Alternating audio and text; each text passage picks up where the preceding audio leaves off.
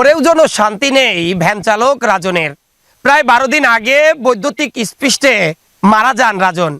এরপর গ্রামবাসী ও তার স্বজনরা এই শৈলকুপা উপজেলার 5 নং কাছেরকোল ইউনিয়নের কাছেরকোল যে পারিবারিক গোরস্থান রয়েছে পুরো গ্রামবাসীর আয়োজনে সেই গোরস্থানে তাকে সমাহিত করে বা দাফন করে। কিন্তু গতকাল রাতে দুর্বৃত্তরা তার মৃতদেহটি কবর থেকে তোলার জন্য সব প্রক্রিয়াই শেষ করে।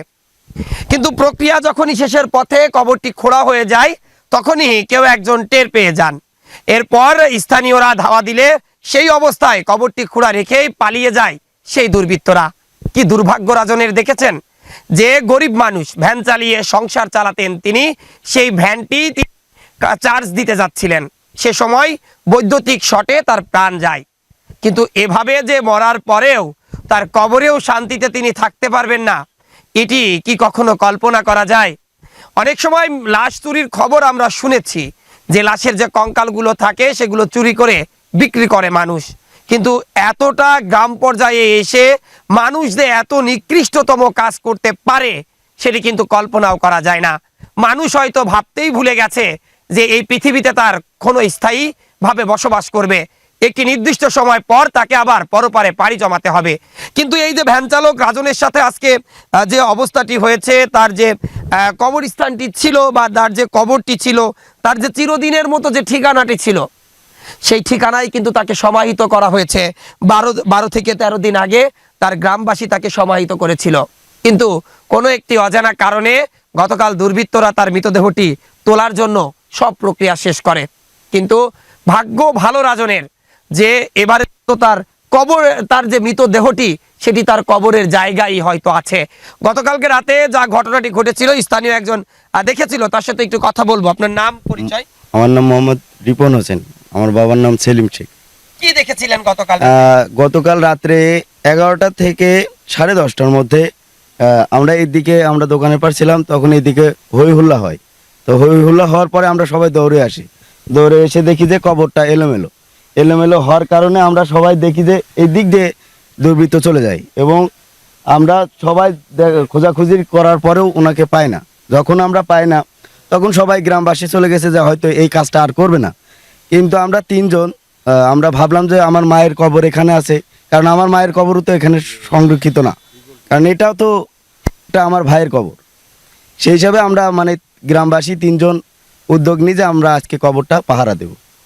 যেহেতু আজকে সময় খারাপ, যেহেতু এরকম কিছু হচ্ছে, এই কারণেই আমরা এখানে রাত 1টার সময় আসি। 1টার সময় আসার পরে ওই দুর্বৃত্তকে আমরা ওখানে দেখতে পাই। জি জি, ওনার নাম হচ্ছে রাজা, ওনার বাসা হচ্ছে পশ্চিম পাড়াতে।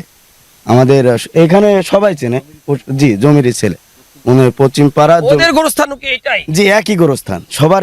এটা একটা মানে পাড়া ভিত্তিক গোরস্থান। উনি কি করছিলেন, কোথায় ছিলেন? উনি হচ্ছে ওইখানে বসেছিলেন। বসে থাকার পরে আমরা 3 জন যখন যাই, ওনার কাছে আনুষঙ্গিক অনেক কিছু আমরা দেখতে পাই যেগুলো দিয়ে আঘাত করতে পারে। তো আমরা যখন দেখলাম যে এই অবস্থা, উনি তো পুরোপুরি সুস্থ মানুষের কাজ তো এটা না। তো তখন আমরা গ্রামবাসীকে আবার ডাক দিয়ে সারা রাত আমরা গোরস্থান পাহারা দিই, এবং এখন পর্যন্ত ভাই আমরা ঘুমাইতে পারি না। আমরা এটা থেকে পরিত্রাণ চাই। তিনি বলছিলেন যে আসলে গতকালকে রাতে কি ঘটেছিল, 2 দফা মূলত চেষ্টা করা হয় এখানকার যে বৈদ্যুতিক শটে যে ব্যক্তি রাজন মারা যায় তার মৃতদেহটি কবর থেকে তোলার জন্য। সমাজে কিছু কথা প্রচলিত আছে, যারা বৈদ্যুতিক শটে মারা যান অথবা বজ্রপাতে মারা যান, তাদের দেহ দিয়ে বা তাদের শরীরের বিভিন্ন অংশ দিয়ে নাকি বিভিন্ন কাজ করা হয়। এটা সম্পূর্ণ মিথ্যা কথা। একটা মানুষ যখন মারা যায় তার কঙ্কালটা আসলে যে মেডিকেল সায়েন্স যেখানে রয়েছে বা চিকিৎসা বিজ্ঞান যেখানে রয়েছে সেখানে বিভিন্নভাবে কাজে লাগে। তবে সেগুলোও বিভিন্ন মানুষ আসলে তার মারা যাওয়ার আগে তাদের দেহখানি দান করে যান চিকিৎসার জন্য বা বিভিন্ন গবেষণার কাজে, সেই কাজেই কিন্তু হয়ে যায়।